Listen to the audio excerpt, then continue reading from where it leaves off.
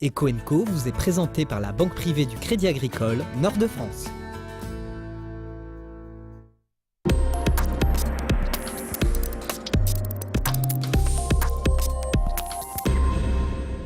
Fiscalité, vous pouvez prendre des décisions tant personnelles que professionnelles pour payer moins d'impôts. Ça vous intéresse, hein, mais attention, il faut agir avant le 31 décembre. En deuxième partie d'émission, les conseils de notre expert.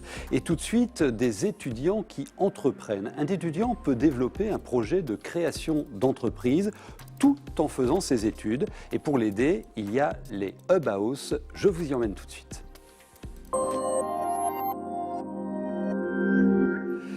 Bienvenue Philippe Éric.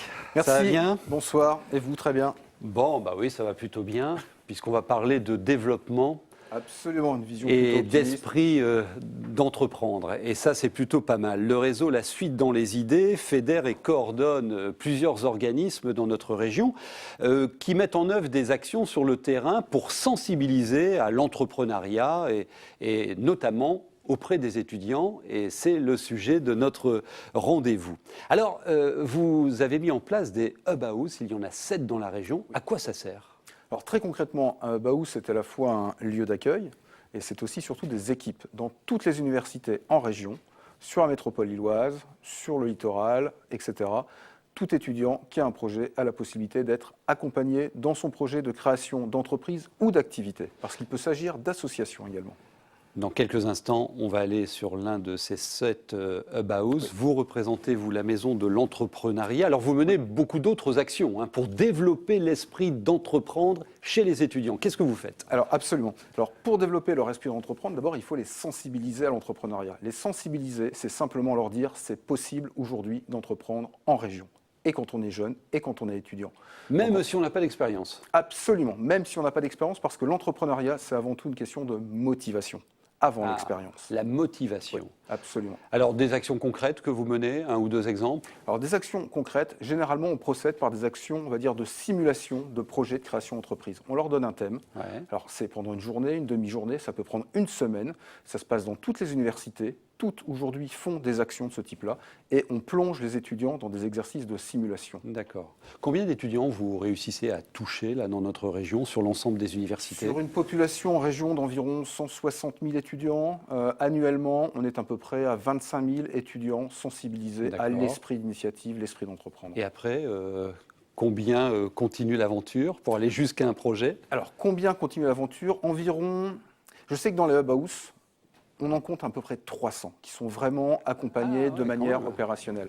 Mais ceci dit, ça ne veut pas dire qu'il n'y en a que 300, parce qu'il y en a quantité d'autres en dehors de Hub House qui parfois, effectivement, on va dire, vivent leur vie d'entrepreneur un peu tout seul, un peu de leur côté. Alors on va aller à la rencontre de jeunes étudiants qui créent leur boîte, l'entreprise d'Econov. Et ils sont plutôt sympas, efficaces et bénéficient justement du Hub House. Regardez. Dans ce véhicule, Romain et Pierre, les 2 jeunes créateurs de l'entreprise Deconov.fr, arrivent sur leur lieu de travail. Ils sont hébergés gratuitement au Hub House de l'Université catholique de Lille. Leur activité, faciliter les travaux des particuliers, commande et livraison de produits, peinture, parquet, tapisserie et autres, location d'outillage et reprise des surplus. On a intégré le Hub House de l'Université catholique de Lille pour justement finaliser ce projet, préciser exactement le concept et construire notre business plan et notre étude de marché pour ensuite aller voir les banques et obtenir des fonds. Pour ces jeunes entrepreneurs, tout juste titulaires d'un master en économie et en management d'entreprise, les aides du Hub House ont été et sont déterminantes. Le premier danger, en fait, en tant que créateur d'entreprise, notamment quand on est 2, c'est de s'enfermer dans notre idée et de ne pas venir échanger. Et ça, c'est aussi fait par des formations qui sont faites assez régulièrement. Donc, il y a un atelier de challenge ton projet où tous les porteurs vont être présents et venir dire bah non, ça, je pense que tu pars pas dans mon côté, ou est-ce que tu as pensé à faire ça, et aussi des formations thématiques sur la fiscalité, sur les problématiques commerciales.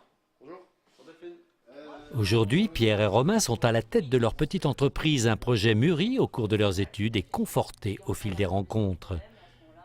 J'ai eu la chance de faire un stage au Centre des jeunes dirigeants, au CJD de Lille, et où j'ai découvert vraiment la structure, des petites structures dans lesquelles on voit le rôle du dirigeant, ses responsabilités au quotidien. Et c'est vraiment ça qu'on voulait retrouver avec Pierre, c'est l'autonomie qu'on pouvait faire, l'esprit d'entreprendre, le sens des responsabilités, qui n'est pas forcément facile d'avoir directement en sortie d'études. Ces deux jeunes créateurs ont aujourd'hui tous les outils pour développer leur entreprise. Après quelques semaines d'activité, l'avenir semble prometteur, mais pour l'heure, il faut livrer à temps. La suite dans les idées, j'aime bien cette démarche régionale. Le hashtag et l'adresse du site internet vont s'afficher sur votre écran. Il y a des freins à l'esprit d'entreprendre chez les étudiants ? Oui, des freins de deux ordres. Le premier, c'est souvent les étudiants considèrent que c'est complexe de monter un projet d'entreprise. Ouais. Il faut démystifier cette complexité. Deuxième frein, c'est leur individualité. Est-ce que j'ai les capacités, moi, d'être un futur chef d'entreprise ? Voilà. Donc on travaille à la fois sur le projet, on les accompagne, et à la fois sur, oui, en tant qu'individu, de la motivation, il faut l'entretenir, et ça fonctionne. Tiens, juste un petit conseil personnel de votre part. Vous les connaissez bien. Un conseil personnel ? Systématiquement, ce que nous disons à tous nos étudiants, ou jeunes d'une manière générale, ou même moins jeunes, c'est de dire à un moment donné, si vous voulez démarrer un projet entreprise, faites-vous accompagner, c'est-à-dire parlez de votre projet. Surtout, pas de confidentialité, parlez-en, faites-vous accompagner. L'accompagnement, très important. Absolument. Merci beaucoup Philippe Éric. Merci. Vous payez les impôts. Alors restez avec nous parce qu'on va peut-être vous donner des petits tuyaux pour en payer moins avec notre expert tout de suite. Merci beaucoup.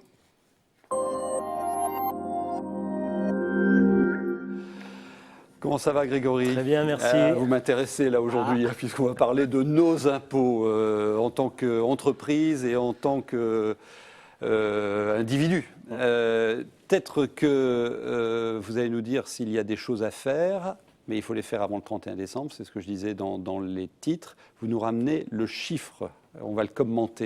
Il va s'afficher à l'écran. Il va s'afficher, c'est 49,8%. C'est le pourcentage de foyers fiscaux fiscalisés sur la région. C'est le chiffre de 2012. Alors c'est un tout petit peu moins que la moyenne nationale qui est à 56,6%, mais c'est justement parce qu'il reste 2 mois à venir pour travailler sa fiscalité sur le revenu 2014. Alors on a posé la question à nos téléspectateurs, est-ce que vous savez là à date combien d'impôts vous paierez sur vos revenus 2014 l'année prochaine ? La réponse est édifiante, là aussi elle va s'afficher. Voilà, près de 80% d'entre nous, on ne sait pas. Ça ne vous étonne pas ?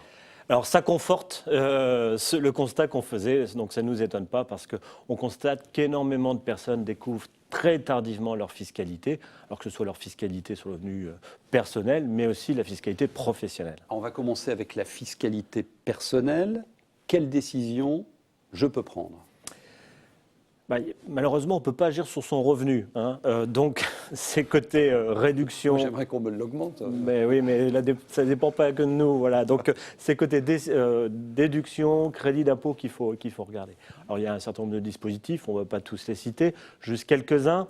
L'immobilier, alors que ce soit neuf ou ancien. Dans l'ancien, c'est l'occasion de déclencher les travaux que l'on a repoussés pour réduire son revenu foncier. C'est une première piste. Dans le neuf, il y a différents dispositifs qui existent. Alors, il y a le Wapinel, il y a le Girardin, il y a le Censi-Bouvard, les FCPI, etc. Donc, ce sont tous des dispositifs qui permettent d'investir et de défiscaliser. C'est la signature qui compte avant le 31 décembre. Tout à fait. D'accord. Voilà. Autre dispositif, on en a déjà parlé il y a quelques semaines ici sur ce plateau, c'est le crédit d'impôt développement durable pour tout ce qui est amélioration de la performance énergétique. Donc, voilà deux domaines qu'il faut explorer pour optimiser. 2 conseils également. Ouais. Toujours être très attentif à la qualité de l'investissement des fiscalisants que l'on fait. Ça, c'est le premier point. Et deuxième, attention au plafond des niches fiscales. Et pour les revenus professionnels ? Alors, pour les revenus professionnels, là, il faut aborder le sujet en 2 temps. Il y a d'abord le premier temps qui est, je dirais, la date de clôture des comptes de l'entreprise. Ouais. Et le deuxième temps, la distribution des dividendes. Voilà. Est-ce que ça veut dire que la date de clôture des comptes de l'entreprise peut avoir un impact sur la fiscalité ? Non, pas en tant que tel. Alors, je souris parce que, petit conseil, petite astuce, si l'entrepreneur choisit légal, la date tout à fait légale, c'est choisir la date du 30 septembre pour clôturer ses comptes, c'est une bonne date pour choisir sa date de distribution des dividendes avant ou après le 31 décembre. Donc, ça permet de jouer sur sa fiscalité court terme. Non, je parle de la date de clôture pour anticiper, de connaître en avance son résultat comptable de son entreprise et donc son résultat fiscal. C'est ce qu'on appelle le pré-résultat. Ça, c'est indispensable. C'est quoi le lien entre pré-résultat et fiscalité? Quand vous connaissez par avance votre résultat comptable et fiscal, ça vous permet d'aborder sereinement deux situations. Première situation, c'est lorsque vous constatez que vous allez faire une mauvaise année dans votre entreprise. Alors là, on ne parle pas de fiscalité, mais plutôt de viabilité économique. Être dans l'anticipation, ça permet de démontrer auprès de vos partenaires, alors investisseurs, financiers, clients, salariés, que vous maîtrisez la situation. Et puis au-delà de ça, ça vous permet surtout de mettre très vite en œuvre les actions correctives qui porteront ses fruits sur l'exercice qui suit. Donc ça, c'est sur la dimension année plus difficile. Et si je fais une bonne année? Alors là, il y a deux objectifs qu'on peut poursuivre. Et ça peut être cumulatif. C'est bien évidemment essayer d'optimiser sa fiscalité, mais aussi c'est le moment d'investir dans son avenir.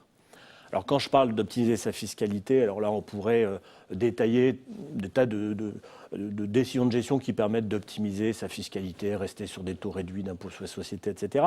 Mais ce n'est pas ça le message que l'on souhaite faire passer, c'est plus, lorsqu'on fait des bonnes années, d'avoir une politique de distribution des dividendes qui s'inscrivent dans la durée. Et éviter les effets yo-yo. Parce que trop peu de dividendes, alors certes vous optimisez la fiscalité personnelle, mais vous envoyez un mauvais signal à vos actionnaires. Et entre guillemets, trop de dividendes, là vous maximisez votre fiscalité, bien jauger. Mais vous obérez en même temps les capacités d'investissement. Donc il faut construire dans la durée. Vous disiez investir dans l'avenir, ça veut dire quoi? Ça veut dire qu'il existe des dispositifs qui permettent d'optimiser votre fiscalité et de travailler dans la durée votre projet entreprise. Quelques exemples. Investir dans l'image de son entreprise avec le mécénat permet d'optimiser la fiscalité. Investir dans l'apprentissage permet également d'optimiser. Investir dans sa retraite avec le PERCO. Investir dans la motivation de ses salariés avec le P2E. Voilà des outils qui défiscalisent et qui investissent. Un dernier conseil, en rappelant qu'il faut anticiper tout cela avant le 31 décembre. Anticipation, décision de clôture, politique long terme de la distribution des dividendes et agir maintenant sur les 2 mois qui restent pour sa fiscalité 2014. Attention à la qualité des investissements des fiscalisants. Merci beaucoup, des conseils très concrets et pratiques. À très bientôt avec un nouveau rendez-vous d'Eco & Co.